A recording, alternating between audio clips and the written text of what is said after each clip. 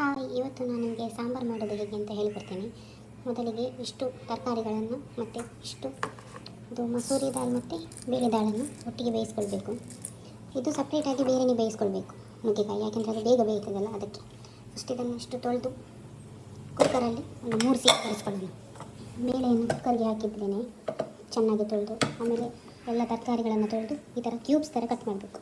ಮತ್ತು ದೊಡ್ಡ ಕಟ್ ಮಾಡಬೇಕು, ಯಾಕೆಂದರೆ ಬೇಗ ಬೆಂದದು ತರಕಾರಿ ತಿನ್ನಲಿಕ್ಕೆ ಸಿಗಲ್ಲ. ಮತ್ತು ನಿಮಗೆ ಯಾವ ತರಕಾರಿ ಬೇಕು ಅದು ನಿಮ್ಗೆ ಇಷ್ಟದ ಹಾಕೋಬೋದು. ನಾನು ಇವತ್ತು ಎಷ್ಟೇ ಇರೋದು ಮನೆಯಲ್ಲಿ ಇಷ್ಟೇ ಹಾಕ್ತಿದ್ದೇನೆ. ಮತ್ತು ಇದು ಪಂಪ್ಕಿನ್ ಹಾಕಿದರೆ ಇನ್ನೂ ಸೂಪರ್ ಟೇಸ್ಟ್ ಬರುತ್ತೆ, ಸ್ವೀಟ್ ಆಗ್ತದೆ ಪಂಪ್ಕಿನ್ ಹಾಕಿದರೆ.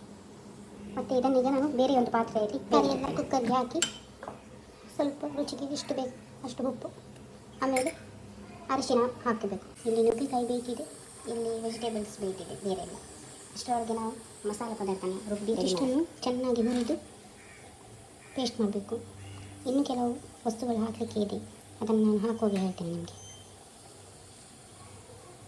ಒಂದೊಂದಾಗಿ ಹೇಳ್ತೇನೆ ನಿಮಗೆ. ಹಾಗೆ ಬಾಣಲಿಗೆ ಸ್ವಲ್ಪ ಮೆಣಸು ಹಾಕಿ ರೋಸ್ಟ್ ಮಾಡ್ಕೊಳ್ಳೋಣ. ಮೆಣಸನ್ನು ಫಸ್ಟ್ ಒಂದೇ ರೋಸ್ಟ್ ಮಾಡ್ಕೊಳ್ಳೋಣ, ಆಮೇಲೆ ಬೇರೆ ಬೇರೆ ಮಿಕ್ಸ್ ಮಾಡೋಣ. ನಂತರ ಜೀರಿಗೆ, ಕೊತ್ತಂಬರಿ, ಮೆಂತ್ಯ, ಉದ್ದಿನಬೇಳೆ, ಆಮೇಲೆ ಕಡಲೆಬೇಳೆ, ಈರುಳ್ಳಿ, ಆಮೇಲೆ ಕರಿ ಲೀವ್ಸ್, ಆಮೇಲೆ ಇಷ್ಟು ತೆಂಗಿನಕಾಯಿ ಹಾಕಿ ಚೆನ್ನಾಗಿ ರೋಸ್ಟ್ ಮಾಡ್ಕೊಳ್ಳೋಣ. ಲೋ ಫ್ಲೇಮಲ್ಲಿ ರೋಸ್ಟ್ ಮಾಡೋಣ. ರೋಸ್ಟ್ ಮಾಡಿದ ಮಸಾಲೆ ಎಲ್ಲವನ್ನು ಮಿಕ್ಸಿಗೆ ಹಾಕಿದ್ದೇನೆ.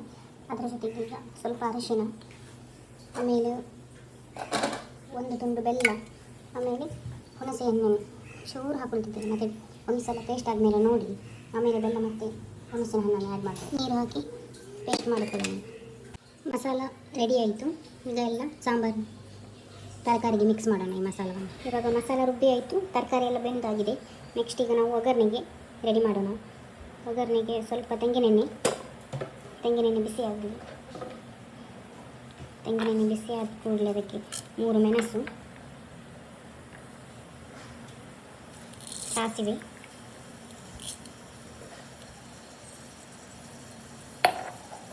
ಸ್ವಲ್ಪ ಜೀರಗ, ನಂತರ ಕರಿಬೇವು ಹಾಕಿ ಫ್ರೈ ಆಗಲಿ ಅದು.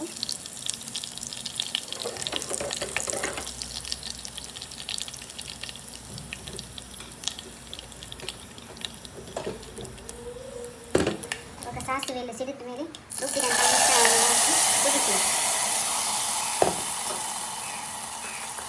ಒಂದು ಕೈ ಹಾಕಿದ ಮೇಲೆ ಗಮ್ಮ ಕಾಯಿಸ್ಬೋದು. ಇವಾಗ ತರಕಾರಿಗಳನ್ನು ಹಾಕ್ತೀನಿ.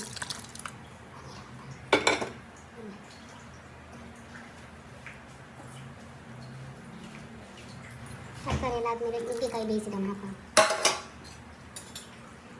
ಚೆನ್ನಾಗಿ ಮಿಕ್ಸ್ ಮಾಡಿ ಕುದಿ ಬರಬೇಕು. ಉಪ್ಪೊಂದು ಸರಿಯಾಗಿ ನೋಡ್ತೇನೆ. ಸ್ವಲ್ಪ ಉಪ್ಪು ಸಪ್ಪೆ ಇದೆ, ಇದಕ್ಕೆ ಸ್ವಲ್ಪ ಉಪ್ಪು ಹಾಕ್ತೇನೆ. ಉಪ್ಪು ಹಾಕಿ ಮುಚ್ಚಾಕ್ತೇನೆ, ಸ್ವಲ್ಪ ಕುದಿ ಬರಲಿ. ಇದೀಗ ಚೆನ್ನಾಗಿ ಕುದಿ ಬಂದಿದೆ. ಒಂದು ಸಲ ಚೆನ್ನಾಗಿ ಕುದಿ ಬಂದ ಮೇಲೆ ಟೇಸ್ಟ್ ನೋಡ್ಕೊಳ್ಳಿ, ಉಪ್ಪು ಬೇಕಾ ಅಥವಾ ಸಿಹಿ ಬೇಕಾದರೆ ಸ್ವಲ್ಪ ಸಕ್ಕರೆ ಆ್ಯಡ್ ಮಾಡಿ. ಇದೀಗ ಆಯಿತು ನಮಗೆ, ಈಗ ರೆಡಿ ಆಗಿದೆ. ಸ್ವಲ್ಪ ಇದಕ್ಕೆ ಈಗ ಕೊರಿಯಂಡರ್ ಲೀವ್ಸ್ನ ಹಾಕಿ ಗ್ಯಾಸ್ ಆಫ್ ಮಾಡಿ. ಈಗ ಸಾಂಬಾರು ರೆಡಿ ಆಯಿತು.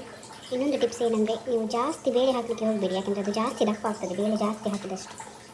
ಈಗ ಸಾಂಬಾರು ರೆಡಿ ಆಯಿತು. ನಿಜವಾಗ್ಲೂ ತುಂಬಾ ಚೆನ್ನಾಗಿ ಬಂದಿದೆ ಸಾಂಬಾರು. ಈ ಥರ ಒಮ್ಮೆ ಟ್ರೈ ಮಾಡಿ, ತುಂಬ ಈಸಿಯಾಗಿದೆ.